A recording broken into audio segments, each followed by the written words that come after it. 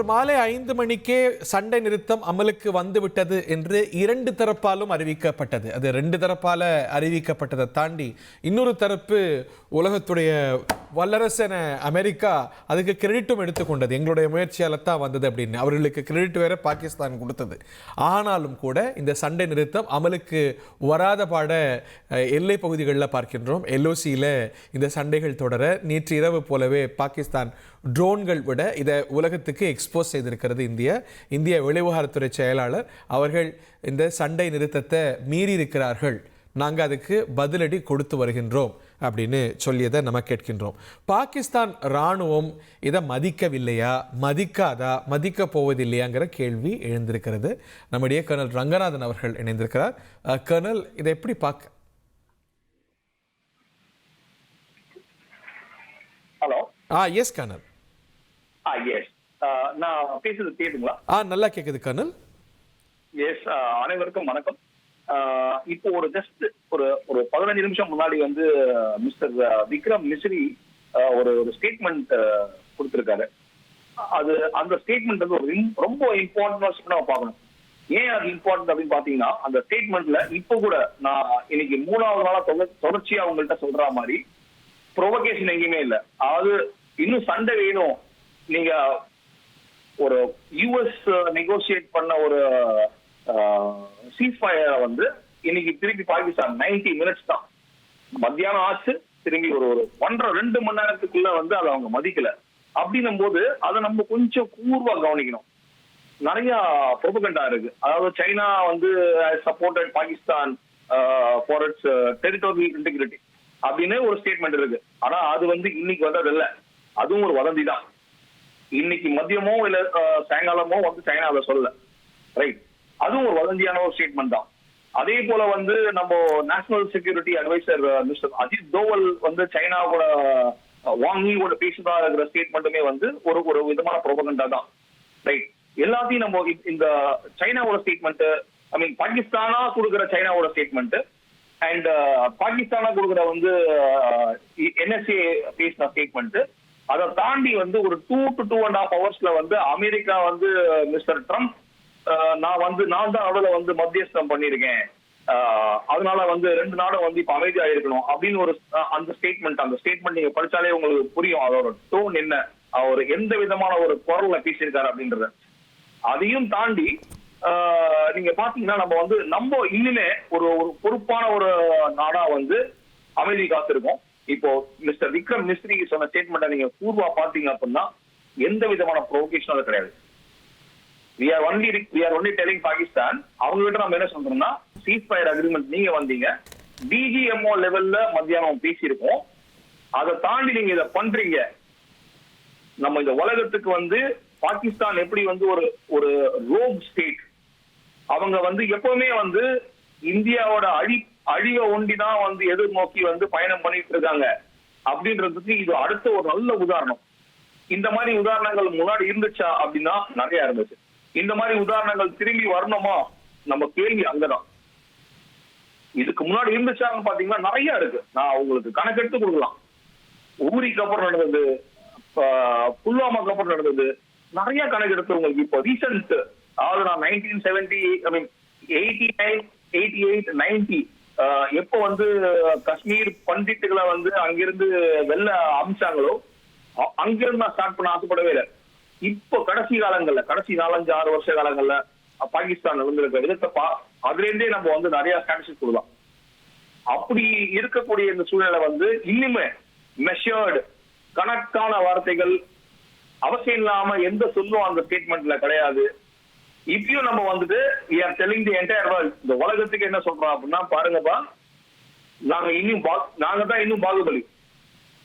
நம்ம முதல்ல ஆப் சிந்தூர் பண்ணும்போது கூட வந்து நீங்க பாகுபலி படத்துல பார்த்த மாதிரி பாகுபலி வந்து டக்குன்னு ஏதாவது அடிக்க மாட்டாரு, கரெக்டுங்களா? யாரு தீவிரவாதியோ, யார் அங்க இருந்த எனிமியோ அவங்கள ஒண்டிதான் அடிப்பாரு. அதே மாதிரிதான் நம்ம வேலை பண்ணிட்டு இருக்கோம். பட் பாகிஸ்தான் அந்த மாதிரி இல்லைன்றதுக்கு இது ஒரு உதாரணம். இதனால நம்ம பொறுமையை அவங்க சோதிக்கிறாங்களோ, இல்ல நம்ம திறமையோ, இல்ல நம்ம என்ன பண்ணோன்றதோ அவங்க கணக்கிடுறாங்களோ அப்படின்னு நம்ம யோசிச்சா கட்டாயமா கிடையாது.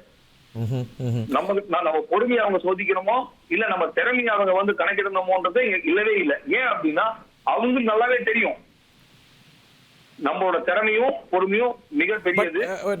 Playing the devil's advocate here, இப்போ எல்லா சீஸ்ஃபயருடைய அறிவிப்புகளும் ரொம்ப பிரம்மாண்டமா இருக்கும், ஆனா implementations have been very painful அப்படிங்கிறத பார்க்குறோம். இப்போ காசா ஹமாஸ் சீஸ்ஃபயர் சமீபத்தில் வந்தது, இட் டிட் லாஸ்ட் லாங், அது வேற விஷயம். மன்னிக்கணும், Hamas Israel ceasefire, Hezbollah Israel ceasefire, அது இல்லாமல் கூட அறிவிப்பு வந்தப்புறமும் கூட இந்த மாதிரியான மழை விட்டும் தூவான விடாத மாதிரியான காட்சிகள் இருந்தது. அந்த ரகமா இல்லை இதை வந்து வேணும்ட்டே ப்ரொவோக் பண்ணணும், இதை அடுத்த கட்டத்துக்கு எடுத்துகிட்டு போகணுங்கிற அளவில் ஒரு பாகிஸ்தான் ஆர்மியோடைய இன்டிசிப்ளினா இல்லை அங்கே இருக்கக்கூடிய மாறுபட்ட கருத்துக்களுடைய வெளிப்பாடா? How do we look at it? Precisely, because you see, Pakistan's survival is actually questionable today for one primary reason. முக்கியமான காரணம் பாத்தீங்கன்னா, நம்ம இண்டஸ் வாட்டர் ட்ரீட்டி அதை நம்ம வந்து அதை தடை செஞ்சிட்டோம், ரைட்டுங்களா? ஏற்கனவே வந்து அவங்களுக்கு நம்ம தண்ணி கொடுத்தாதான் அவங்களுக்கு தண்ணி அப்படின்னு ஒரு வாழ்ந்துகிட்டு இருக்க ஒரு நாடு வந்துட்டு ஐடபிலிட்டி நம்ம கேன்சல் பண்ணப்புறம் பலுச்சிஸ்தான் ஒரு பக்கம், சிந்து ப்ராவின்ஸுக்கு தண்ணி இல்லைன்னா அங்க ஒரு புரட்சி வெடிக்கும். இப்ப பாகிஸ்தான் வந்து எக்ஸிஸ்டன்சல், ஐ மீன் நான் எப்படி வாழ்றது, நான் ஏதாவது பண்ணிதான் ஆகணும், நான் இதை பண்ணாம விட்டா இந்த நாட்டுல இந்த பாகிஸ்தான் ஆர்மியை மதிக்காம விட்டுருவாங்களோ அப்படின்ற ஒரு பயங்கரமான ஒரு இதுக்கப்புறம் எப்படி மதிப்பாங்க? ஒரு ப்ரொஃபஷனல் ஆர்மின்னா தன்னுடைய வார்த்தையை காப்பாற்றணும். அதுவும் இந்த வார்த்தை வெறும் நம்ம 2 பேருக்கும் ஈடுபட்டது மட்டும் இல்லை, there is another party involve, it claims at least. United states டைரக்டாக மூக்க நுழைச்சிருக்கு. இன்னும் சொல்ல போனால் அந்த நாட்டுடைய தலைமைகள் அமெரிக்க தலைமைக்கு வாழ்த்து சொல்லியிருக்கிறாங்க, நன்றி சொல்லியிருக்கிறாங்க. இதெல்லாம் நம்மகிட்ட மட்டும் இல்லை, உலகத்துக்கு முன்னாடி ப்ராமிஸ் பண்ணிட்டதுக்கு அப்புறம் இதை செஞ்சா அது ஒரு ப்ரொஃபஷனல் ஆர்மியாக யார் இனி நம்புவார்? அந்த நாட்டு மக்கள் நம்புவாங்களா, உலக மக்கள் நம்புவாங்களா, உலக தேசங்கள் நம்புமா? ஐயோ, this is a very beautiful question நீங்க கேட்டது. நீங்க ஒண்ணு புரிஞ்சுக்கணும், that is a dichotomy in Pakistan. என்ன அப்படின்னா, அவங்க பாகிஸ்தானை எப்பவுமே நடத்துறது அவங்க ஆர்மி ஒண்டிதான். அவங்களுக்கு எப்பப்பெல்லாம் வசதிப்படுதோ அப்பதான் டெமோக்ரஸி, நீங்க எல்லாம் வந்து ஓட்டு போடுங்க, ஒரு கவர்மெண்ட் வரட்டும் அப்படின்னு அந்த அவங்களோட டெமோக்ராட்டிக்கலி நம்ம ஜனநாயகமா வர கவர்மெண்ட் எல்லாமே ஒரு பப்பட், கைக்குள்ள மாதிரிதான். அவங்களை அப்படிதான் பாகிஸ்தான் ஆர்மி இவ்வளவு வருஷமா யூஸ் பண்ணிட்டு இருக்கு. எப்ப அவங்களுக்கு தேவையோ, அதாவது IMFல போயிட்டு வந்து பிச்சை எடுக்கிறதுக்கு வந்து ஒரு பைனான்ஸ் மினிஸ்டர் தேவைன்னா அனுப்பிச்சு வைப்பாங்க, ஆர்மி போக மாட்டாங்க. இல்ல வேற எங்கேயாவது ஒரு இடத்துல போயிட்டு வந்து நின்றுட்டு வந்து அலோ சார் அலோ அப்படின்னு பேசுறதுக்கு ஒருத்தங்க தேவைன்னா அப்படின்னா அங்க இருக்கிற அரசியல் அமைப்பை அனுப்புவாங்க. தட் இஸ் ஹவ் அவங்க வாழ்ந்துட்டே இருக்காங்க. That is the fundamental way it works. But in this case army on board வராம இந்த சீஸ் ஃபயர்ங்கிற அறிவிப்பு வந்திருக்காது இல்லை? That's very logical to presume. ஏன்னா இப்போ நம்ம இந்த பேச்சுவார்த்தை நடந்த போது கூட for all realistic practical reasons Marco Rubio அமெரிக்க வெளிவாரத்துறை அமைச்சர் வந்து பேசியது வந்து அந்த நாட்டு பிரதமர்கிட்டயோ வெளிவார அமைச்சர்கிட்டயோ இல்லை. இன்னைக்கு காலையில் அவர் பேசினது இந்த ஆர்மி ஜெனரல் முனீரோட. அந்த ஆர்மி இந்தியாவோட கம்யூனிகேட் பண்ணி தான் இது வந்து அமலுக்கு வரதே நம்ம பிரகடனப்படுத்துகிறோம்.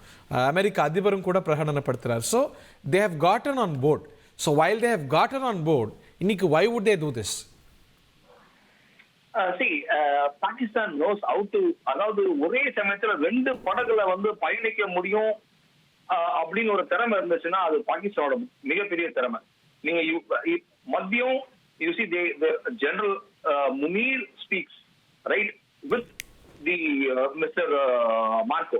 அதை தாண்டிட்டு வந்து சேங்காலம் அவங்களோட ஒரு தன்னம்பிக்கையை பாருங்க. அந்த தன்னம்பிக்கைனா ஒரு கட்ஸ பாருங்களேன். அதாவது இதுக்கு பேர் வந்து ஒரு மனத்தனமான ஒரு யோசனை. They have involved China also into it today evening as propaganda measure, right?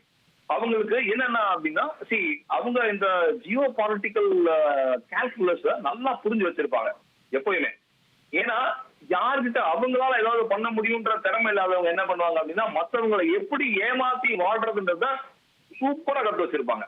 அதுக்கு பாகிஸ்தான் ஒரு முன் உதாரணம். எனக்கா திறமை இல்ல, ஆனா இவங்க எல்லாரையும் எப்படி நான் மேனேஜ் பண்றது, இவங்களை எப்படி எல்லாரும் ஏமாத்துறது, அந்த ஏமாத்துறது அவங்க கத்து வச்சிருக்காங்க. டிசைட். ஆஃப்டர் ஸ்பீக்கிங் வித் ஒரு டிசெப்ஷனை ஒரு தந்திரமா யூஸ் பண்றாங்க, அது ஒரு ஆயுதமா யூஸ் பண்றாங்கங்கறீங்க. டிசெப்ஷன் இல்ல சார், டிசைட். டிசெப்ஷன்றது நம்ம மூடி மறைக்கிறது. இவங்க மூடி மறைக்க மாட்டாங்க. இவங்க வந்து அது எனக்கு தமிழ் வார்த்தை டிசைட்ன்றது கரெக்டா தெரியல. அதாவது ஒரு ஏமாற்றுதலையே வந்து, அதாவது முகசுத்தி பாடுறது, ஏமாத்துறது, சொல்றத வந்து மீன் பண்றது கிடையாது. நான் பேசுற வார்த்தைக்கு வந்து நான் யோசிக்கிறதும் பேசுறதும் வேற வேறையா இருக்கிறது. இதெல்லாம் இவங்களோட எப்பயுமே இருக்கிற ஒரு, இன்னைக்கு இல்ல, ஸ்டார்டிங்ல இருந்து இன்னி வரைக்கும் இருக்கிற அவங்களோட ஒரு தனிப்பட்ட ஒரு தத்துவம் தான்.